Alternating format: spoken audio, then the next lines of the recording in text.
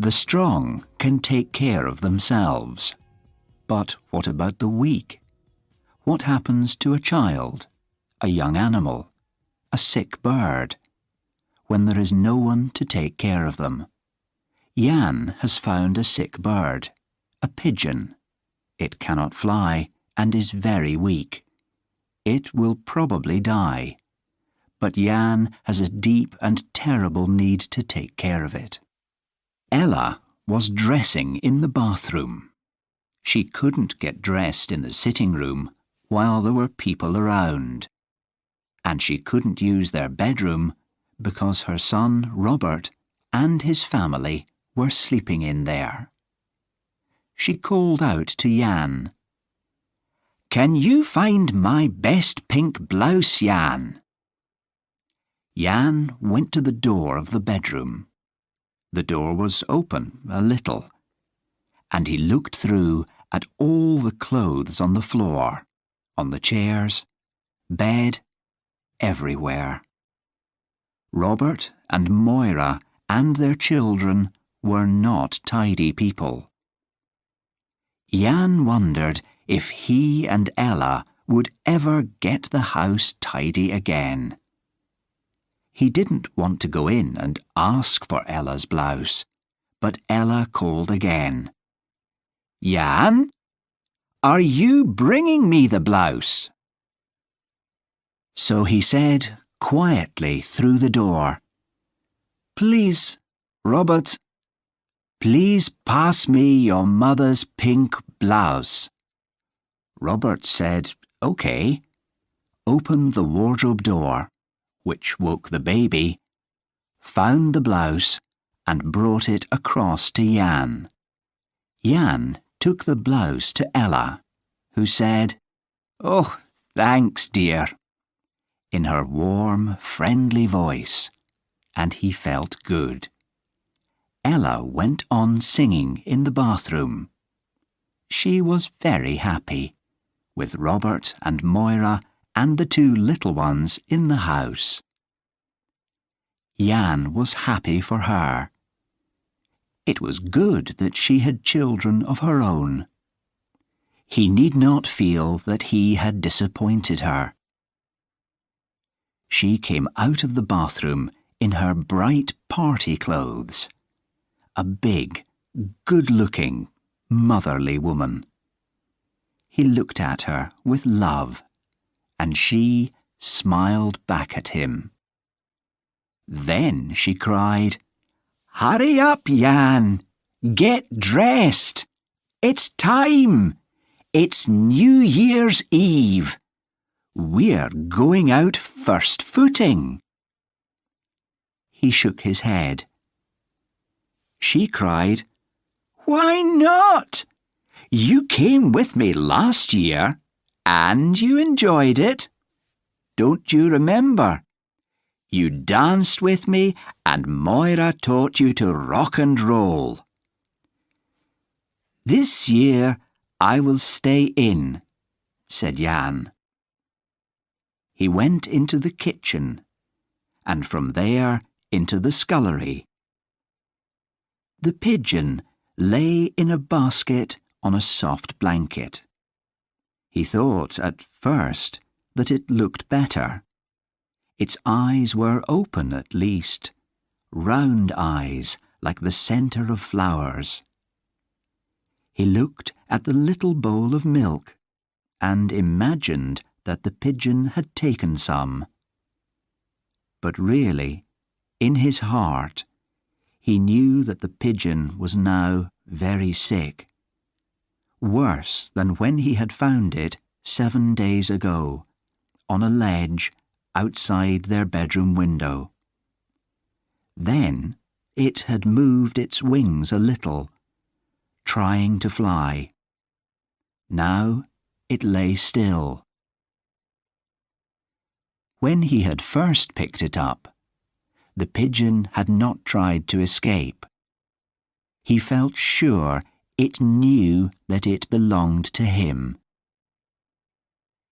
"Take it to Jimmy Telfer," Ella had said. "He keeps pigeons. He'll know how to take care of it. No, Jan had said.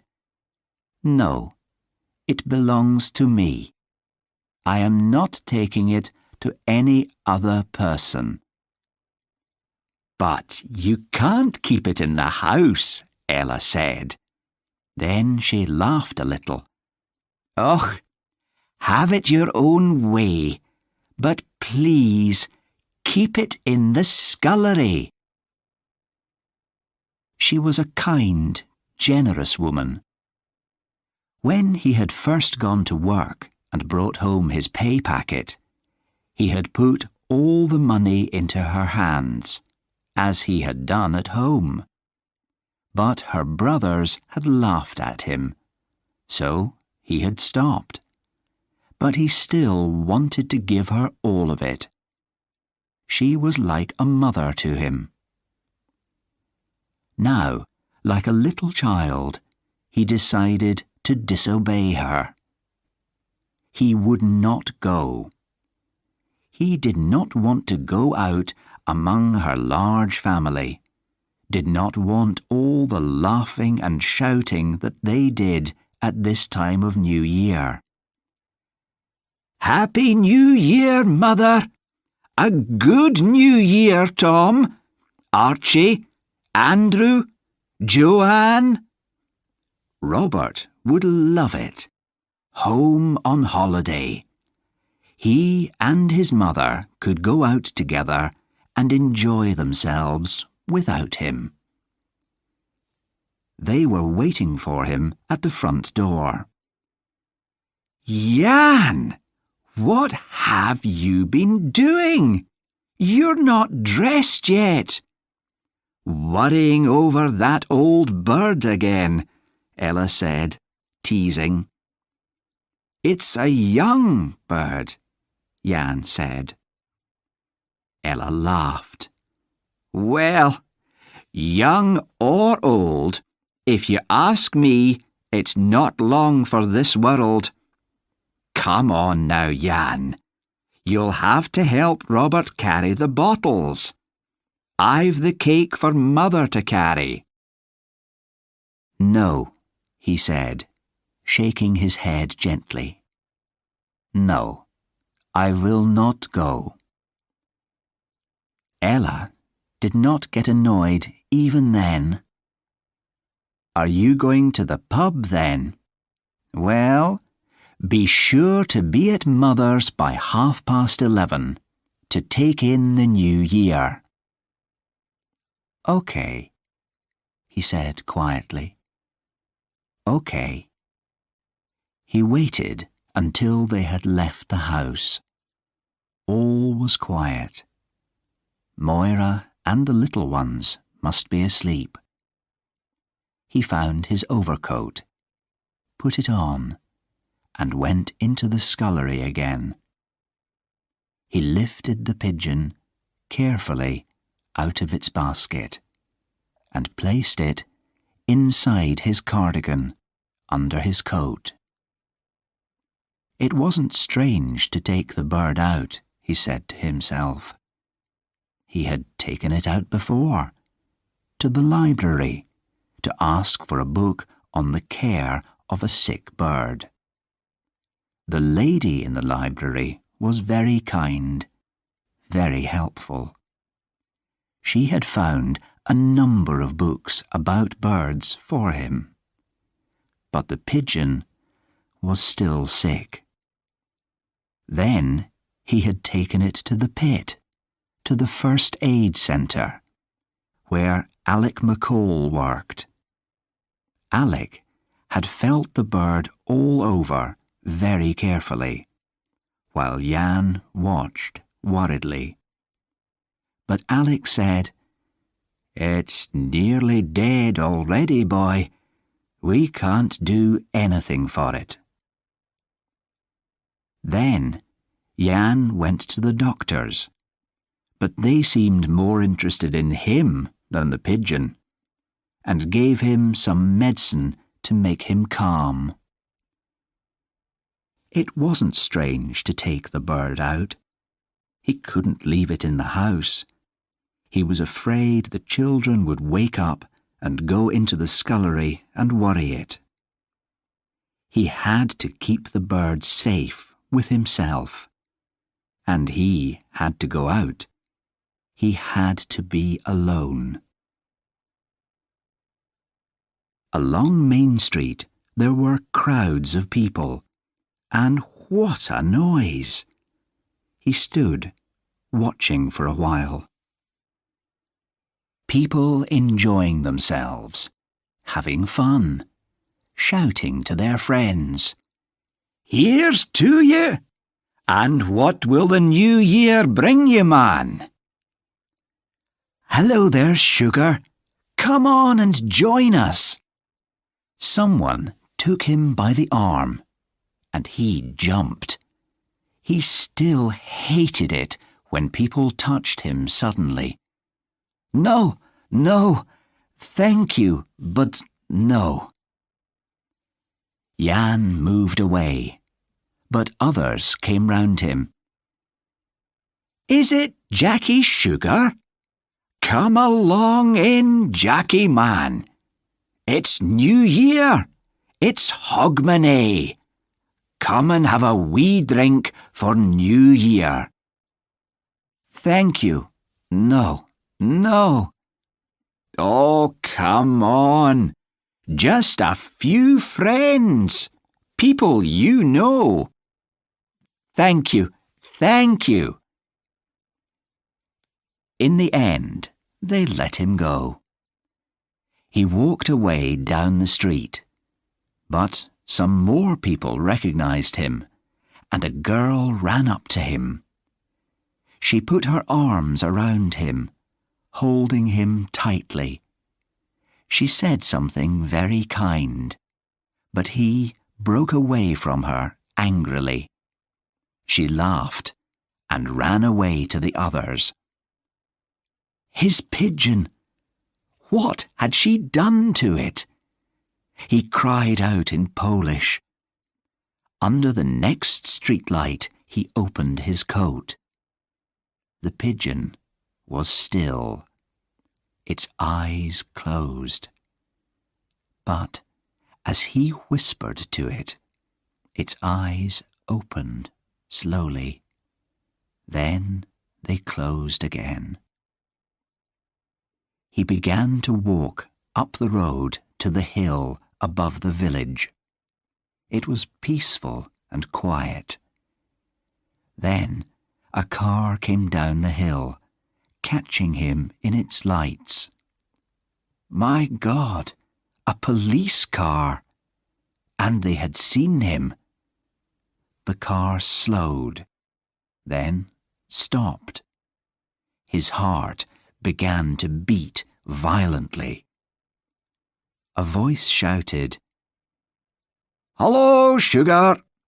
Is this where your New Year's party is?" And then a laugh. His heart became calm again. Of course, it was Britain. He was safe. The police were only Angus Bell and young Graham, who was a cousin of Ella's. Angus and Graham drove on, and Jan put his hand under his coat and stroked the smooth neck with one finger. "They've gone away," he said gently. "It's all right." He was at the top of the hill now, looking down on the lights of the village below, and hearing distant laughter and music. Around him were trees and dark places between them. Trees were good for hiding in, if you needed to hide. He sat down under a tree. Then came the sound of the church clock striking 12. 1, 2, 3. He counted in Polish. At the end, he heard happy voices calling and shouting in the village, and then the song which Ella had taught him, where all must take hands. But he was not thinking of Ella now. His eyes no longer saw the village, nor the shining sea, nor the bright lights of the town beyond. The lights danced before his eyes, the lights of another town, his own, the town where he and Hannah lived, where he went to work every day, the town where their baby Anusha was born, and where she waited for him every evening, ready to climb up into his arms. His own town, his own sad and broken town, where they had come for him because his great-grandfather had been Jewish, where they had come for Hannah and the child dancing in her arms. He had to think. He had to remember. The day when he came out of the camp, the loud soldiers who came to open the gates and set them free. He had found his way to Hannah's camp. The officer there had a list of names on the table in front of him, and he, Jan Scheger, had stared at him as he tried to understand the words. "I'm very sorry. She is listed among those who died on the 20th September last. I'm afraid it's clear." The child? Was there a child? There's nothing here about any child of your name. So had begun his long and terrible search for Anusha. "Let me see the women who are still alive." They were thin sticks of women, with an emptiness in their eyes. It seemed cruel to question them. "Don't you remember a child? A small girl, fair hair, soft, smooth hair, blue eyes, always laughing. You could not forget this child." "I saw no child with her. I never knew she had a child. She used to weep, but then who did not?" He had searched for Anusha for years, until, at last, he had found a crazy girl. "I arrived at the same time as her. She had a little girl in her arms." What happened to her? Wild, terrible laughter. "What do you think? They had no place for children." "You mean they killed her?" "It was good to die quickly in that camp." After that, he had come to Britain, found work here, made a new life for himself, and married Ella. Sometimes, in dreams, he saw Anusha as a young woman, married, maybe, with children. Sometimes he saw her in Main Street, looking for him. "Is there a Mr. Jan Scheger living here?" The dreams disappeared in the cold light of day. But then the old questions came back. How was she killed? Did she know what was happening? How long did it take her to die? He was dreaming now, sitting here under the tree. He had felt his child warm in his hands, warm and soft and round. Now He woke to find he was holding the pigeon tightly. Had he hurt it? He opened his coat and looked down at the bird. The eyes were closed. This time they did not open. Then, suddenly, he felt a strong need for the village, for people, for Ella. He had been a bad husband to her tonight, to leave her to go first footing without him. She had her son, but her son was her son, and only he was her husband. He had broken his promise to her. His street was quiet and dark when he got to it, but his house was not dark. As he opened the door, light came from the sitting room, where Ella sat by the dying fire. She jumped up to meet him. "You're the latest of us all," she said.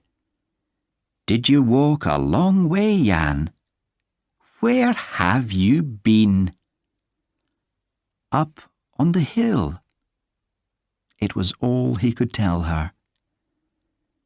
"Well, are you wanting anything before bed?" He put his hand into his coat and took out the pigeon and held it out to her. "It goes not well with it. It was too sick." He was ashamed to lift his head because the hot tears burnt his eyes. "I think it is dead." If she felt surprised to see the pigeon, she did not show it. She took it from him, gently. "Yes, it is dead. Poor thing. I think it had a hard time before it came here. Don't weep for it, Jan. It's only a bird." He said, "I will not weep if I know it is safely dead." Another woman would ask, "What do you mean?" But not Ella. She said, "It's dead, truly dead. Its troubles are all over." Then she said, "I think we should bury it right now in the garden." She was wearing her nightdress, ready for bed, but she hurried into the scullery. "I've got just the thing." She pulled down a shoebox. She had given him new shoes for Christmas.